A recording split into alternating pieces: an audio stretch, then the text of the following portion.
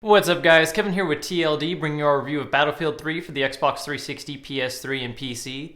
Now first off, I have to open up this review with just a little bit of honesty. FPS games are not my forte. It's not that I don't enjoy them, it's just that I've never been exactly the most skilled at them. And as a general rule for myself, the more realistic a shooter tends to be, the more my skill level is going to plummet down to the ground. So I just want to apologize that these are not going to be some of my best gameplay shots, but I do enjoy the game and I am going to be able to give you guys a good, fair review on it. Now one of the first things I want to talk about is the graphics for the game, which there was some debate about after I put up my first impressions vid for the Xbox 360 version. Now I did install the HD pack for the 360, and I will say that for a console shooter the graphics are great. However, people are noticing a large difference between what is on console and what is possible on PC. Honestly, I'm not surprised by this. Most people really shouldn't be. DICE made no claim that they were going to put any focus on consoles. PC was their originally intended target audience, and they made a console version for us to be able to play on. So the graphics are great for a console game. It's just that anyone who watches gameplay or saw the previews for the PC version, you're going to notice a difference. Now, accompanying these graphics are absolutely fantastic sound effects. The game places a very large emphasis on the sound and doesn't really use much in terms of background music.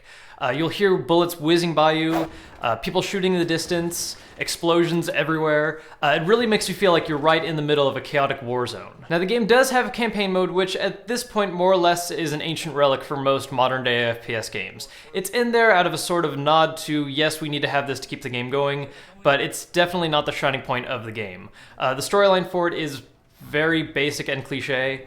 It's your standard, go army, let's take down the evil terrorist plot, Michael Bay explosions, pretty much it.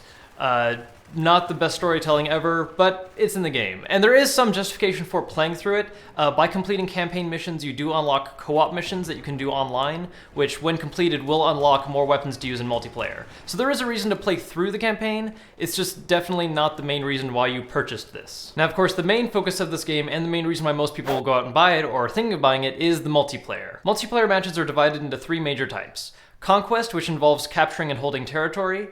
Rush mode, which works on two teams fighting over objectives. One stays in the defensive, protecting locations, while the other side is trying to destroy them and move on to new areas. And standard deathmatch, which is just everybody kill as many people as you can. Now in these matches, players are able to make use of four different classes. Assault, which works as a sort of frontline medic.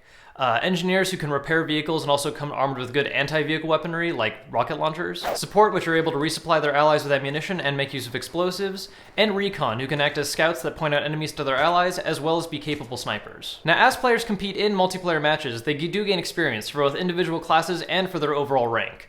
When you level up your overall rank, you unlock things like weapons to be used by all classes, special perks, and appearance options. Whereas when you level up your class, that unlocks specialized benefits for that particular class, such as a weapon built for their playstyle or special gadgets that they can make use of. Now one of the first very noticeable things that a lot of people see when they start playing multiplayer is that while the maps are few in number to begin with right now, the sheer size of each map is gargantuan. One mode that really helps to stress this particular aspect of the game is Rush, where after blowing up a particular objective, players will then move on to a new objective location to try and take down.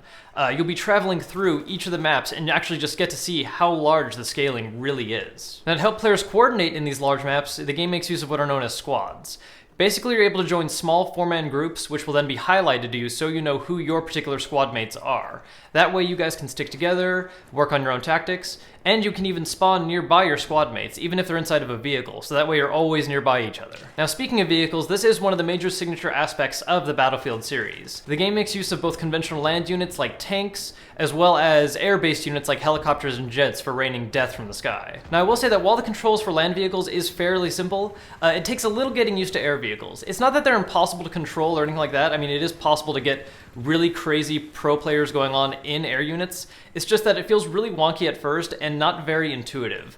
New players will definitely have to experiment with air vehicles a few times before they really get a decent grasp of how they're supposed to control right. Another aspect of multiplayer that was done really well was the use of destructible environments. It really forces teams to adjust their tactics when you're inside, say, a closed building, but then all of a sudden a wall is just completely blown down and there goes some of your cover. Especially teams on the defensive side really need to work on where they position themselves, because as soon as certain walls or buildings are gone, there goes a lot of your important cover you were using before. Overall, Battlefield 3 is a great example of fine-tuning a realistic shooter. It really forces players to work together as teams in order to accomplish their goals, and to not just run around wildly in a free-for-all. You really do need to be careful about how you pace yourself in this game, because if you're you're just running around sprinting, you're doing it wrong. You're just asking to get headshot by the first person that sees you. If you're a fan of competitive first-person shooters, then this is definitely one you're going to want to look into, especially if you're a fan of the use of vehicles, as well as large-size maps and team-focused combat. If you're a bigger fan of the more just free-for-all, smaller-scale skirmish-type tactics that are more popular in games like Call of Duty, it may not be your flavor as much, but it's definitely one worth looking into and at least trying out. And it's definitely going to be interesting to see what happens once Modern Warfare 3 gets released and we get to see a lot of fan wars start to erupt. Currently, just from what I've played of Battlefield, I'm definitely loving this one more from what I've seen for Modern Warfare 3, but we're still going to check that one out once it's released and give it its fair shake in comparison to. Till then, I'm Kevin for TLD, thanks for watching.